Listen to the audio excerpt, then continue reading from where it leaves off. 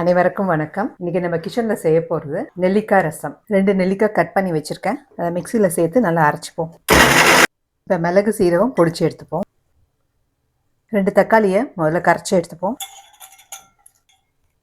இது கூட வேக வச்ச பருப்பு தண்ணியோடு சேர்த்துக்கிறேன். இது கூட பொடி பண்ண மிளகு சீரகம், கல்லுப்பு, இது கூட தண்ணி நல்லா கரைச்சி விட்டுக்கோங்க.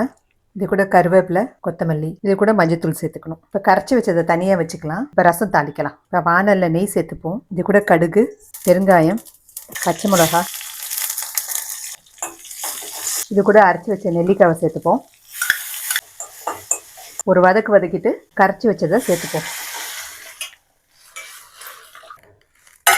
இப்போ ரசம் ஊற்றுற பாத்திரத்தில் எலுமிச்சை பழத்தை புழிஞ்சு விட்டுப்போம்.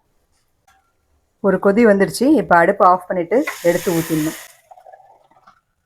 அவ்வளோதாங்க, நெல்லிக்காய் ரசம் ரெடி ஆயிடுச்சு.